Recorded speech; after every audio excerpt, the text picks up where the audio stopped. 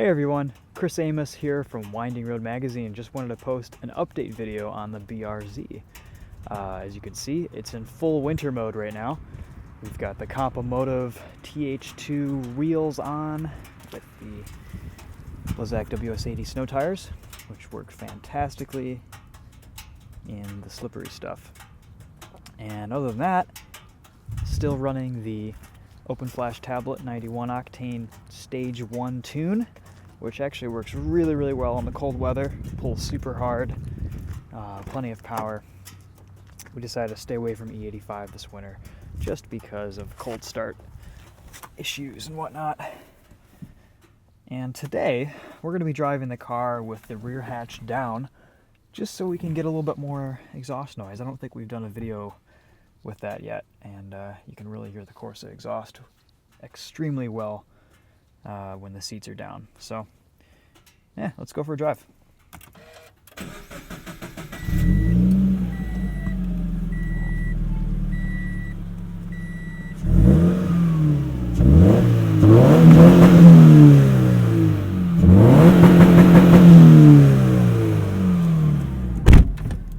Oh yeah. Today we are also testing out a new pair of binaural microphones. Hopefully these will be getting us some better audio quality for some of the louder cars and pretty much just everything that we film these days. Audio quality seems to have been lacking a little bit in some of our recent videos, and hopefully these will do a little bit better of a job. And I figured what better car to test it in than the BRZ.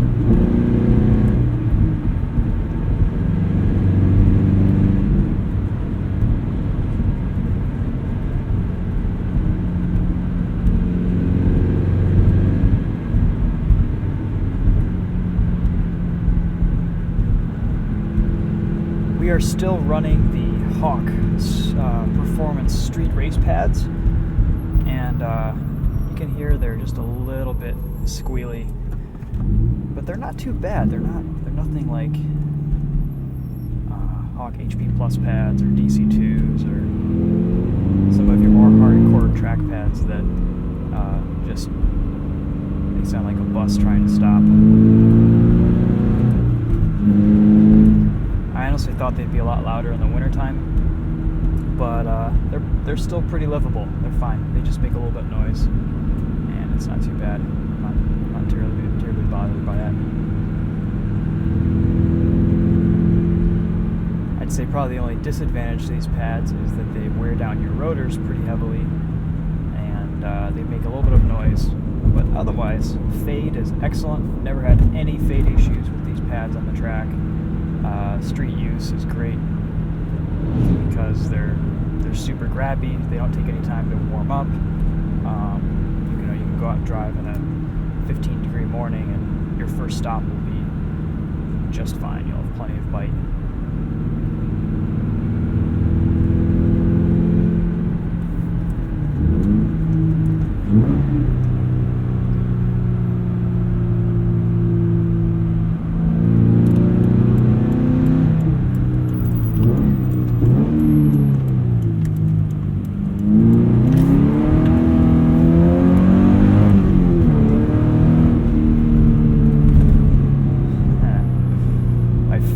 About winter tires, we've got skinny little 195 16-inch winter tires on this car right now.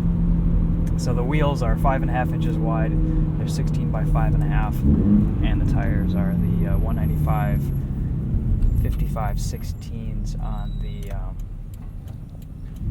maybe they're 195 60 16s. I can't remember. Either way, they're skinny, little tiny pizza cutters. And they work great in the snow. They have pretty decent grip in the dry. really where they shine is snow and ice. When nobody else has traction, you have tons of it. And then in the dry, you have a little bit less traction. You can hang the tail out. And they're especially fun on the wet too, because you have once it actually snows, I'll bring you guys another winter POV driving video on some snowy roads. We just haven't had any snow yet this year, which is kind of weird here in Michigan.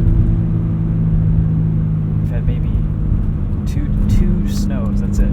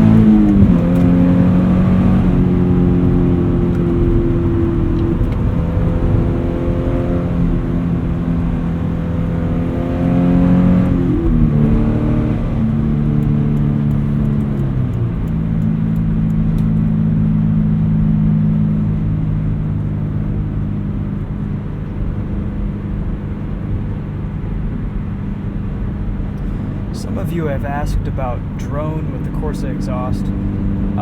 There's virtually no drone at all at any speed with the back seats up. On the highway with the seats down, under 70, no drone. Between 72 to 76, there's a little bit of drone. And I'll show that for you right now here. We're on some smooth pavement.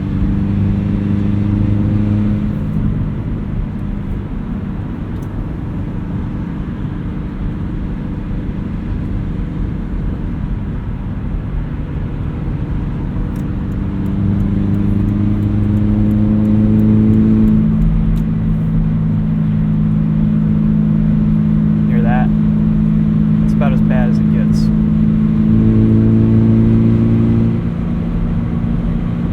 you get up past 76, 77 and it goes away. 80, it's almost silent.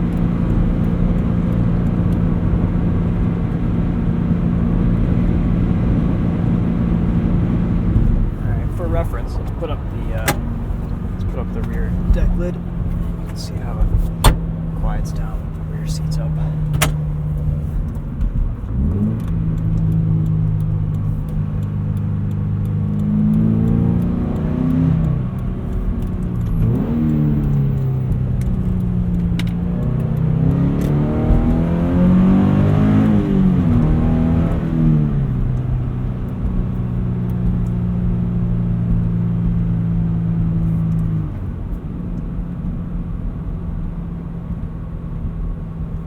So I guess I should talk a little bit about just kind of the ownership experience of this car too. I haven't really said a whole lot about that. We've been talking about the modifications and the changes that we've made, but really nothing about the whole overall experience of owning this car. I've had it a little bit over a year now. I bought it in October of 2014, and it has 22,791 miles on it. All driven hard and all thoroughly enjoyed. And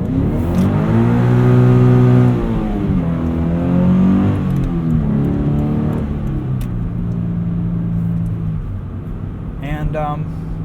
from a 2010 Volkswagen GTI as a daily driver.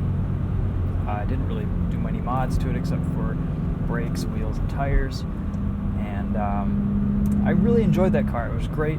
It handled well. It drove well. It did basically everything that I needed out of a car. I just wasn't crazy about it. I never really fell in love with it. I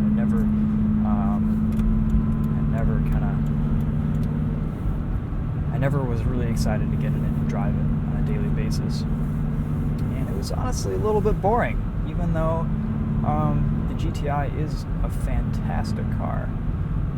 Another knock against it was the GTI didn't work on track. I just couldn't get the brakes sorted out. And this does work on track. It works great, and you don't really have to do a whole lot to get it there.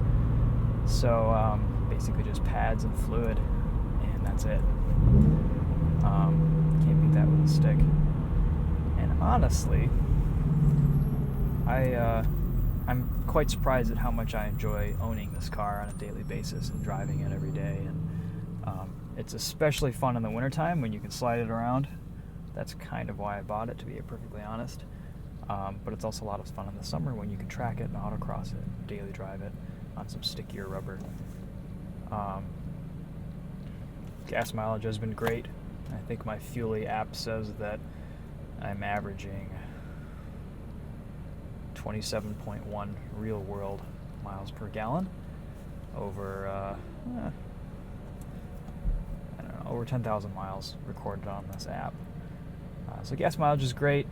Haven't had any issues. No issues whatsoever. Sometimes the passenger window squeaks. That it's a little bit louder though. But it comes and goes, and honestly I don't really care about it too much. So